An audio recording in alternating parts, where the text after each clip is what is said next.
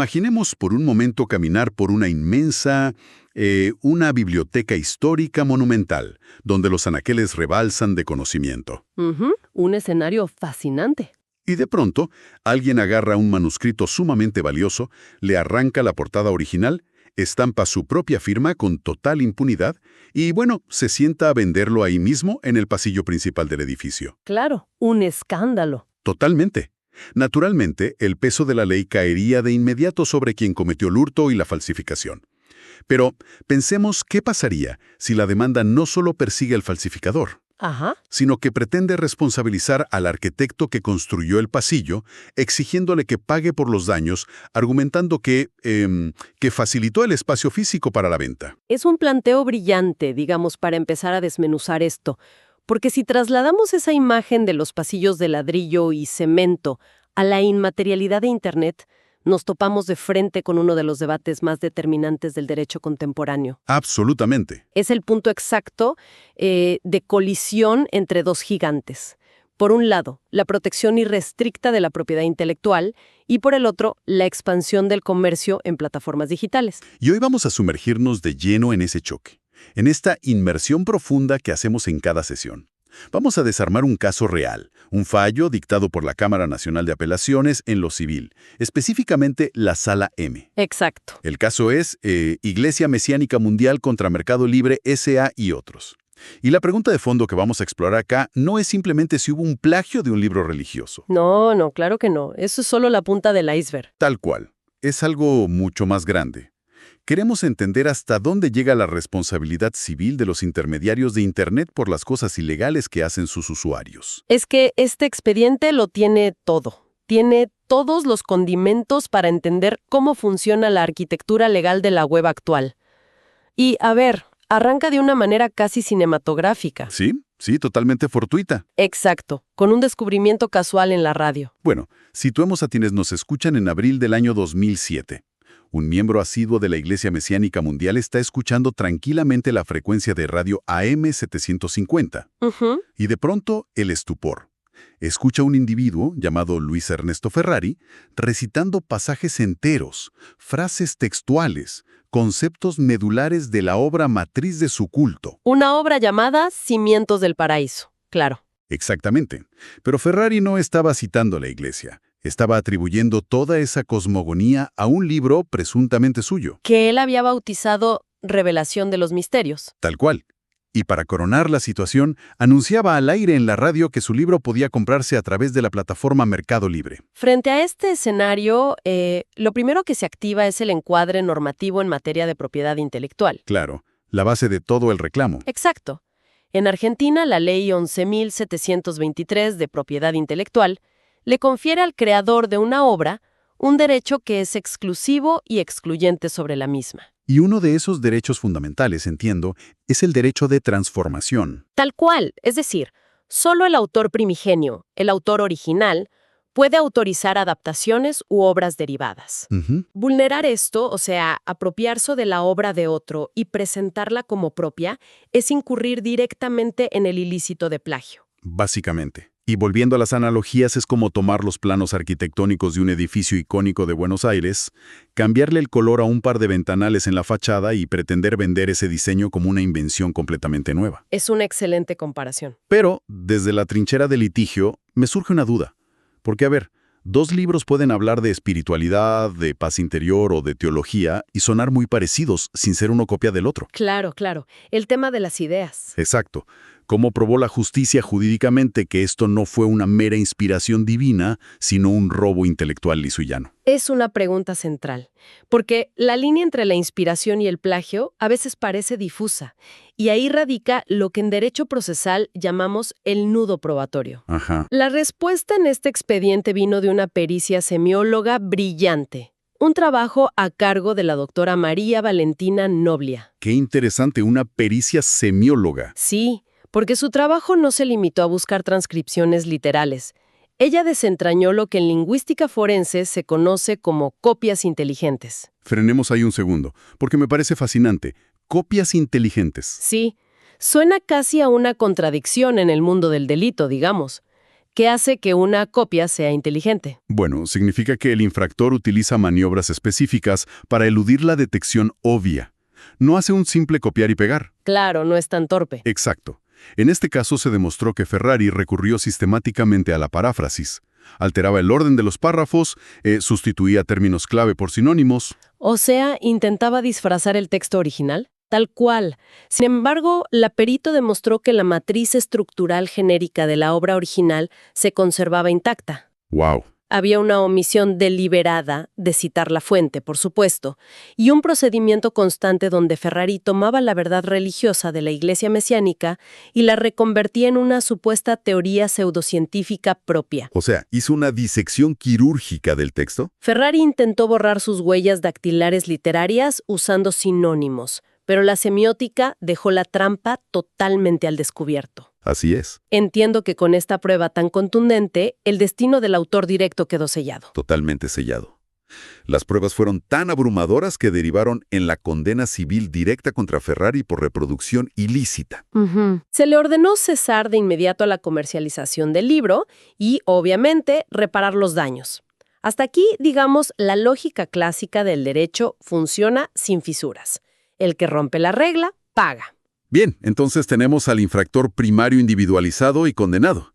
Pero acá es donde la historia se pone realmente compleja. Acá entramos en el terreno pantanoso. Exacto. Entramos al núcleo del debate legal que nos convoca hoy. Si Ferrari cometió el delito, pero la plataforma facilitó la infraestructura, esa inmensa vidriera virtual donde el libro trucho estuvo exhibido, Sí. ¿no son parte de la cadena de comercialización que debe responder ante el damnificado? Es el planteo lógico que uno haría, claro. Porque, a ver, cualquiera de quienes nos están escuchando recordaría casos muy famosos.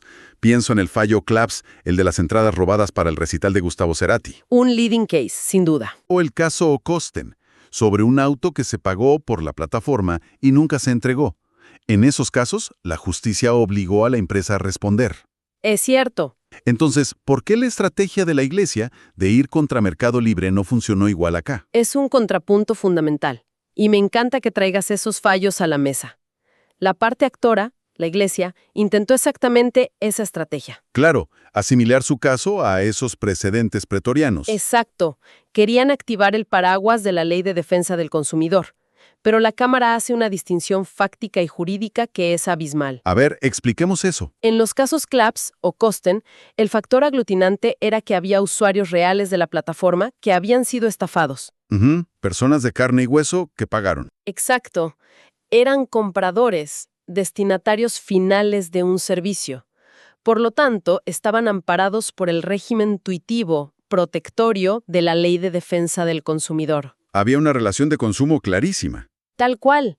Y esa relación de consumo es lo que permite aplicar una responsabilidad objetiva a la plataforma, por el simple hecho de lucrar con esa intermediación. Ah, claro. Y acá el detalle no menor es que la Iglesia Mesiánica Mundial jamás entró a la página web para poner una tarjeta de crédito y comprar el libro de Ferrari. Exactamente. La Iglesia no era usuaria, no era clienta de la plataforma en este conflicto. No existía lo que en derecho llamamos animus negocial. O sea, ninguna intención de entablar un vínculo contractual de consumo. Ninguna. Al carecer de este nexo esencial, todo el andamiaje de la Ley de Defensa del Consumidor queda totalmente descartado. Es inaplicable. Es como si intentáramos aplicar las reglas del ajedrez en un partido de tenis. Todo el enfoque cambia drásticamente. Una analogía perfecta. Y si descartamos el derecho del consumidor, entonces asumo que el tribunal tiene que ir a buscar las respuestas al derecho civil más puro, al tradicional. Así es. Todo el escrutinio sobre cómo actuó la plataforma pasa a la órbita de la responsabilidad civil extracontractual. Bien. Para quienes nos acompañan, y sin aburrir con números de artículos, esto significa pasar del artículo 1109 del viejo Código de Vélez a los actuales 1721 y 1724 del Código Civil y Comercial. ¿Y en la práctica qué exige eso? Exige probar un factor de atribución subjetivo. Es decir, la Iglesia tenía que probar que la plataforma actuó con culpa o con dolo. O sea que ya no alcanza con decir, bueno, la publicación estaba en tu página y vos ganás plata con la página. Págame. Exactamente. Hay que demostrar una negligencia concreta, un obrar culposo. Hablemos entonces de esa culpa. Y acá es donde entra de lleno el concepto de la plataforma como un intermediario digital. Un actor clave en el mercado moderno. Si lo bajamos a tierra, digamos, culpar a la plataforma por default sería como responsabilizar patrimonialmente a la empresa concesionaria de una autopista simplemente porque un ladrón de bancos usó ese asfalto para escapar. Es una imagen muy gráfica. Claro, porque la concesionaria pone el pavimento, cobra un peaje general para mantener la ruta, pero bajo ningún punto de vista maneja el auto en fuga. Ni tiene el poder de policía para revisar el baúl de cada coche que pasa por las cabinas de peaje. Exacto. Es así como lo ve la justicia. Y fallos de nuestra propia Corte Suprema. Como el famoso caso de María Belén Rodríguez contra los buscadores de Internet. Tal cual, un precedente ineludible. El derecho consagra a estas plataformas como proveedores de servicios de alojamiento o prestadores de hosting. Se los caracteriza como un mero canal de transmisión pasiva. Y es aquí, justo aquí, donde irrumpe la famosa doctrina del safe harbor, o puerto seguro. El puerto seguro, un término que en el ámbito del derecho informático y comercial es casi una deidad. Es el pilar del comercio electrónico. Pero, a ver, ¿qué significa realmente en la práctica? Porque visto desde afuera suena a un escudo de impunidad total para las grandes empresas. Entiendo por qué suena así, pero no lo es. Fíjate que la génesis del término viene del derecho marítimo. A ver. Imaginemos un barco castigado por una tormenta incontrolable, que necesita un puerto donde refugiarse de la responsabilidad por los daños causados por la furia de la naturaleza. Ah, claro, una causa de fuerza mayor. Exacto. Llevado a Internet, los prestadores de servicios manejan un flujo de información colosal. Hablamos de millones de publicaciones, interacciones y datos por minuto. Es inabarcable. Totalmente. Entonces, para que el ecosistema digital y el mercado funcionen, la ley les otorga esta inmunidad condicional. No tienen el deber de responder económicamente por la antijuridicidad de los contenidos creados por terceros. Destaco fuertemente la palabra condicional. Sí, es la palabra clave. Porque asumo que no es un cheque en blanco para mirar hacia otro lado eternamente mientras se cometen delitos en su plataforma, ¿verdad? Definitivamente no. Y esa es la piedra basal del fallo de la Cámara. ¿Qué se necesita entonces para romper ese puerto seguro, para quebrar ese escudo y hacerlos responsables? Quien demanda debe probar que la plataforma poseía lo que la jurisprudencia llama conocimiento efectivo de la infracción. Conocimiento efectivo. Sí. ¿Y a qué nos referimos? No basta con una sospecha general o con mandarles un mail diciendo, che, fíjense que me parece que acá hay algo raro. No basta con una sospecha genérica ni con un control difuso. Requiere la certidumbre fáctica de que un contenido particular es manifiestamente ilícito. Claro, tiene que ser indudable. Exacto. Y una vez que se configura ese conocimiento efectivo, que generalmente se da mediante una notificación judicial fehaciente, ahí debe probarse la omisión culposa. Es decir, que la plataforma, sabiendo fehacientemente de la ilicitud, no actuó con la celeridad necesaria para remover o dar de baja ese contenido. Bien, entiendo la lógica jurídica. Pero pongámonos un segundo en los zapatos de la iglesia, o de cualquier creador de contenido al que le roban su obra y lucran con ella. Es una situación desesperante, sin duda. Es muy tentador pensar, bueno, señores de la plataforma, si no quieren tener culpa por omisión, instauren un filtro tecnológico previo. Claro, que controlen todo antes. Exacto, que creen un algoritmo que revise cada palabra, cada libro, cada foto, antes de que el público lo pueda ver y comprar. ¿Por qué la justicia rechaza tajantemente esta idea de un control generalizado a priori? Porque obligar a los intermediarios a convertirse en sensores privados que monitoreen y filtren preventivamente todo el tráfico de datos resultaría jurídicamente excesivo. Es un exabrupto. ¿Por qué un exabrupto? Porque desnaturaliza su función técnica. Si impusiéramos eso, no solo asfixiaríamos la dinámica comercial, sino que crearíamos un efecto paralizante, el famoso chilling effect, sobre la libertad de expresión y la libre circulación de información. Claro, empezarían a borrar cosas por las dudas para no comerse un juicio. Tal cual. Imaginemos una red social o un marketplace que deba aprobar manualmente cada publicación por miedo a una demanda. Sería el fin de Internet tal como la conocemos hoy. Totalmente. Y para ilustrar de forma bien empírica por qué exigir eso es irrazonable, este expediente tiene un dato estadístico, temporal, que me parece demoledor. A ver. Pensemos un segundo en la línea de tiempo. El aparato judicial argentino, con jueces de cámara, peritos de altísimo nivel, audiencias de un proceso súper riguroso, Sí, un despliegue enorme. tardó 15 años en dictar una sentencia firme que demostrara cabalmente el plagio de Ferrari. 15 años. Es un número impactante cuando lo pones en perspectiva. Es que pretender que el servidor de una página de comercio electrónico detecte de forma automática una violación a los derechos de autor que a los mismísimos tribunales les llevó una década y media desentrañar, es exigir un imposible absoluto. Ese argumento desnuda por completo la improcedencia de exigir un control previo. Pero además, hay otra prueba en este expediente que sepultó cualquier intento de culpar a la plataforma por omisión. Ah, la pericia informática. Exactamente.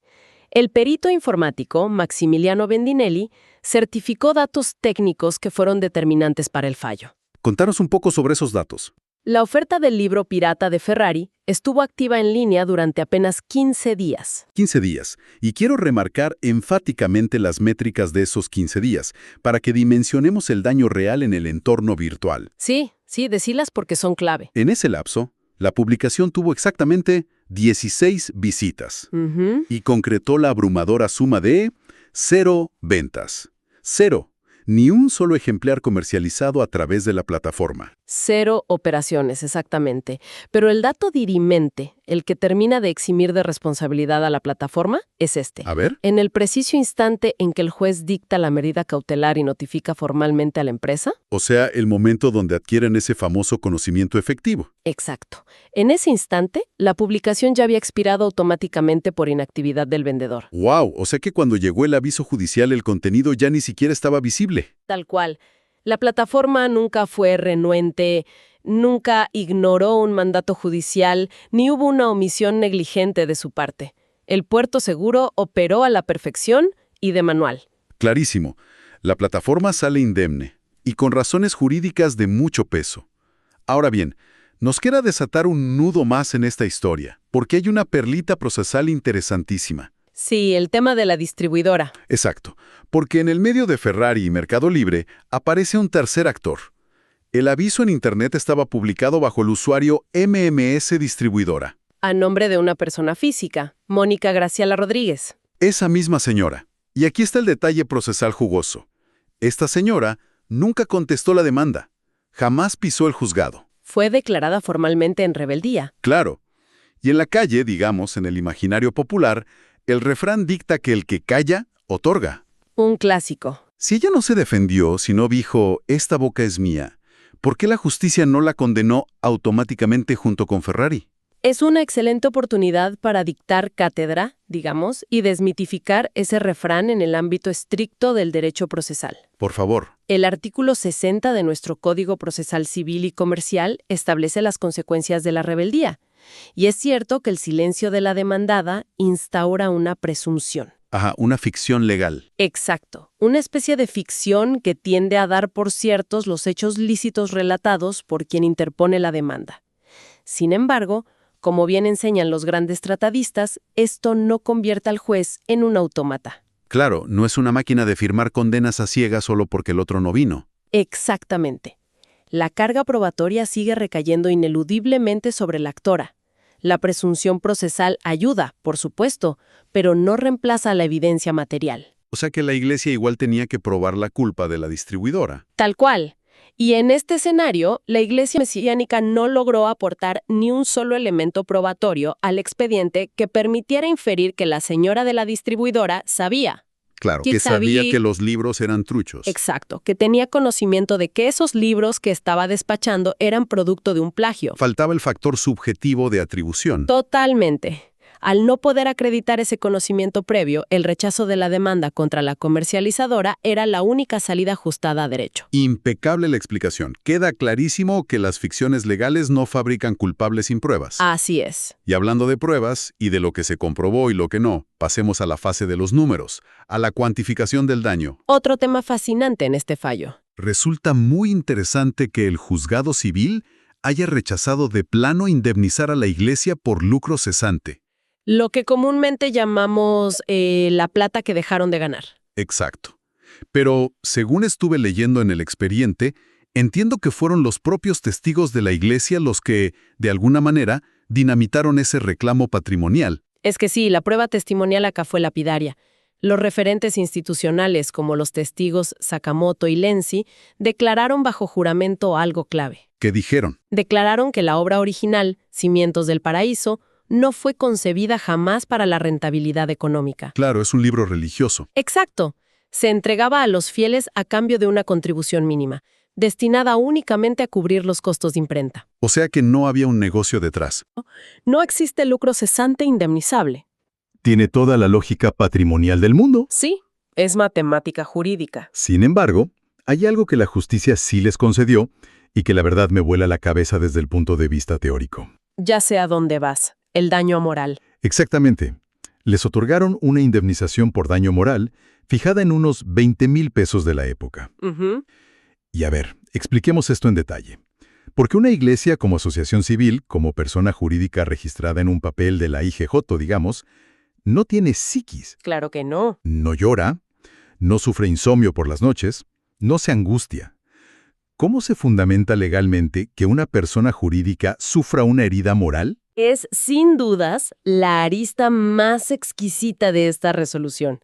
Históricamente, la doctrina civilista más tradicional se negaba rotundamente a conceder daño moral a personas jurídicas. Usando exactamente ese argumento, supongo, que no tienen biología ni sentimientos. Exactamente.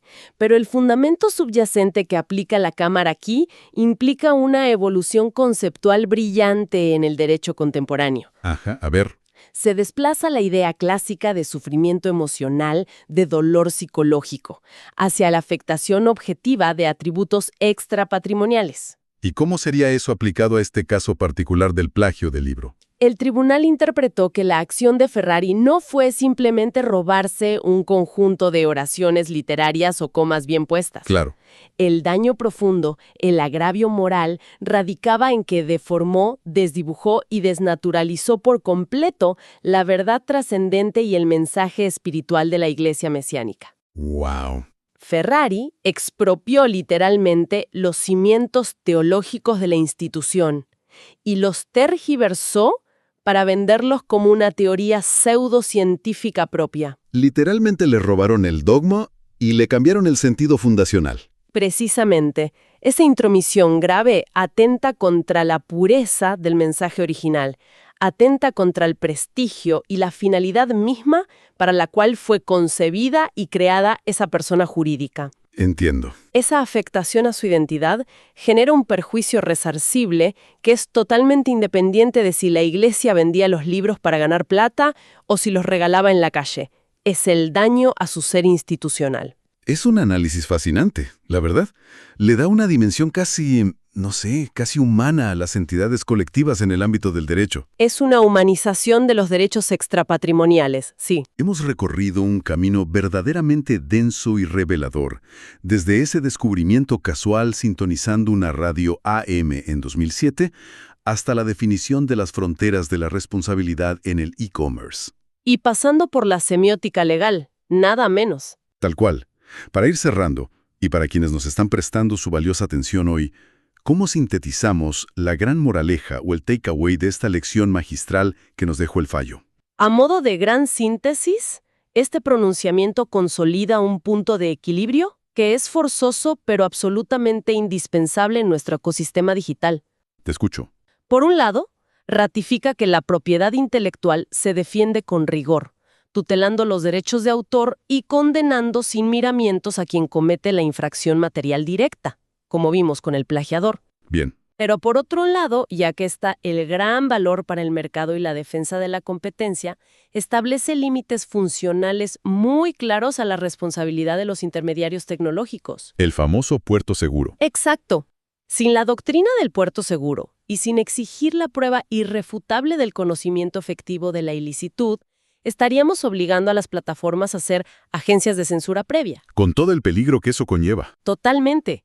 Eso paralizaría el flujo libre de la información y haría colapsar, literalmente, la viabilidad del comercio electrónico a nivel mundial. Es un fallo que protege la innovación. Es un equilibrio vital para la Internet que habitamos hoy, estructurado sobre la idea lógica de que, humanamente, es imposible controlarlo todo por adelantado. Así es. La carga probatoria y la exigencia legal se apoyan en la razonabilidad de los medios técnicos disponibles en ese momento histórico. Y acá es donde, para cerrar definitivamente nuestra charla, no puedo evitar volver a pensar en algo que mencionamos antes.